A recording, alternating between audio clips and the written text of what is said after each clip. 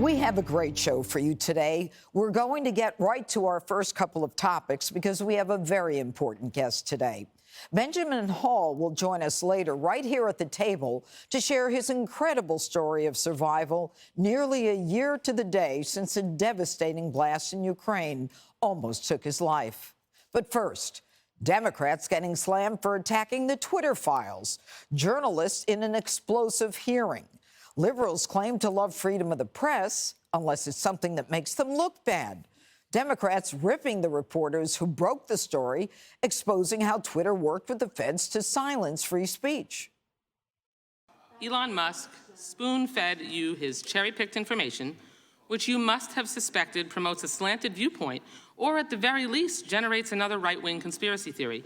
Is it true that you have profited since you were the recipient of the Twitter files? You've made money. I think it's probably a wash, honestly. No, you have made money that you did not have before, correct? But I've also spent money that I didn't have before. Attention is a powerful drug. Eyeballs, money, prominence, attention, all of it points to problems with accuracy and credibility. The attack's going even further. Dems also tried to intimidate and demand to know the source of the Twitter files. This isn't just a matter of what data was given to these so-called journalists before us now. Ranking Member Plaskett, I'm not a so-called journalist. I've won the National Magazine Award, the I.F. Stone Award for Independent Journalism, and I've written 10 books, including 4 New York Times bestsellers. You consider Mr. Musk to be the direct source of all this? No, now you're trying to get me to say that he is the source. I just can't answer your question. Well, he either is or he isn't. If you're telling me you can't answer because it's your source, well, then the only logical conclusion is that he is, in fact, your source. Well, you're free to conclude that. You know, it is amazing, Dana. Instead of thanking them for what we all know was a coordinated effort by the government to influence social media, cut back freedom of the press, for First Amendment speech of everyone on social media, they're trying to say that these guys were only into the money, and they tried to find out the source. I mean, this is stunning. It was pretty shocking. I mean, whatever happened to the Democrats who defended the First Amendment and the reporters? Remember, during the Trump administration, there was an army of Democrats who would defend the Fourth Estate from any reporter who was called a bad name. And also there were journalists who were targeted. Like, that was bad. But now you have these two, especially Matt Taibbi. Yeah. I've seen bad hearing prep before. I've never seen anything this bad. If your witnesses are openly laughing at you because you're so bad at what you do and you're that unprepared and you have no idea what you're talking about, like not even knowing who Barry Weiss was, she's integral to this effort on the Twitter files, and the Congress people didn't even know who she was. I think it's a genuine embarrassment for the House Democrats because they always think they're the younger, savvier party, and the Congresswoman who doesn't know what a Substack is, I mean, that is pretty incredible to me. For anybody out there who doesn't know, I'm not saying that you should know, but the Congresswoman who's going to question these guys should know. It's basically a way that you can write an article that you can post yourself, so you can be your own publisher, but people will often pay you for that. Some of them are free.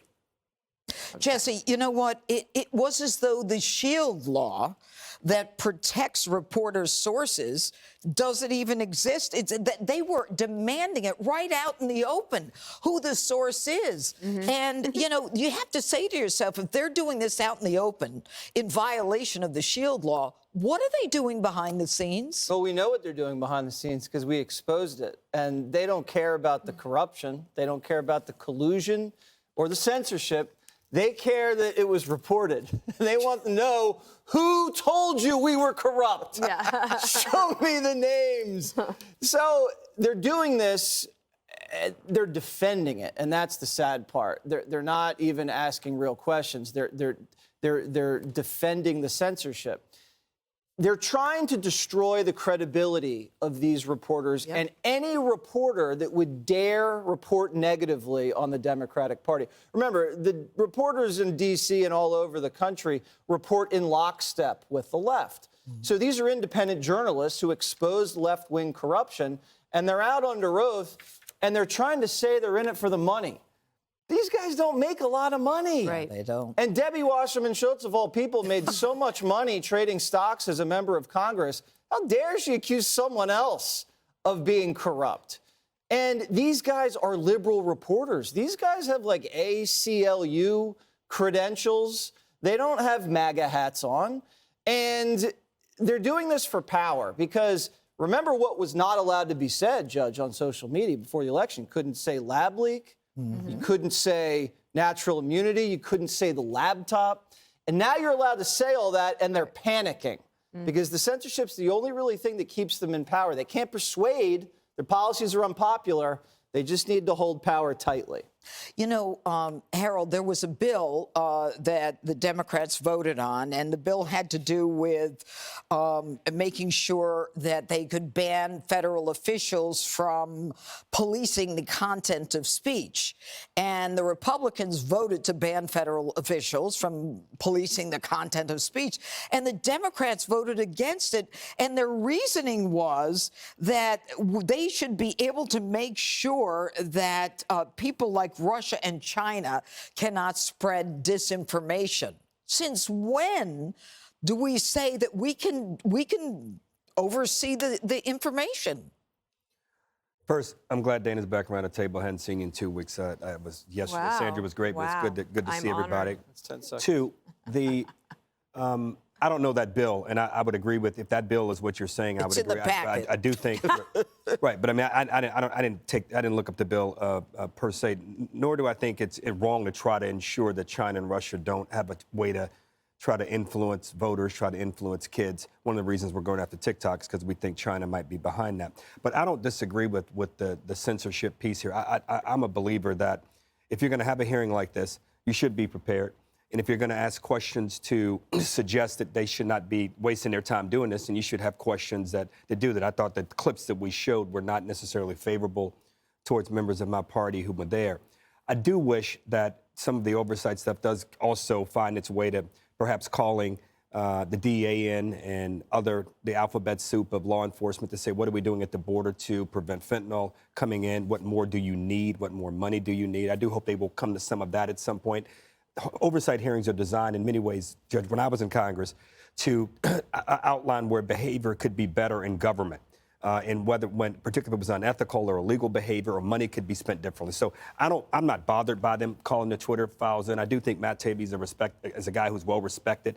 I would have been curious as to what made him want to do this and what did he uncover that he thinks was so damaging. I wouldn't have asked the questions that were asked there. So I don't disagree with you there. Okay, all right. So before you answer, Brian, do you sometimes wish that the Republicans would fight as hard as the Democrats do? I mean, everyone knows that what they did was suppress free speech, First Amendment, and make sure that that information, there were meetings with the FBI and DHS, and they could have affected a presidential election. My answer is no, because everything they did was unethical. And if that means fighting hard unethically, forget it. That's not, to me, fighting hard. You got to do it right. Every once in a while, there's stories that you think about nonstop. So I had a chance to meet Matt Taibbi about a month ago when this first happened. Interviewed him twice since then. Had a chance to really research his background. And this was an unbelievably insulting hearing. And he writes about it today. Yep. He said he prepared for it. He wrote about it. He said, I went there. I was kind of nervous. I was prepared to just tell everyone what was going on because he walked into a treasure trove of information for a journalist, not for Republican and Democrat. He found out the FBI paid Twitter $3.4 million to take down and respond to everything they needed to do, and they were underpaid by the amount of communication that took place. He talked about Adam Schiff having him and his staff call up, asking for certain things to be taken down. COVID, wear a mask, don't wear a mask. Ivermectin's bad, ivermectin's good. All this stuff had to be taken down and shaped according to the Democratic narrative. And he's willing to talk about it just on the facts he had. Instead, they want to attack a guy with great integrity who couldn't be further from a conservative in real life. In case you didn't hear it, Michael Schellenberger voted for Joe Biden. He ran for office. He is somebody that was very much for the green movement. He writes this: much of the hubbub yesterday involved involved this, is as if they were saying, when did Elon Musk start beating your wife? He said it was a bizarre collection display of a whole group of politicians not understanding some pretty basic things about how to act around a journalist. This was an absolute abomination, embarrassment, and this is the biggest story that nobody's talking about. Yesterday was the exposure time, and they didn't expose anything. And my feeling is there's more to come. All right. Hey, Sean Hannity here. Hey, click here to subscribe to Fox News YouTube page and catch our hottest interviews and most compelling analysis. You will not get it anywhere else.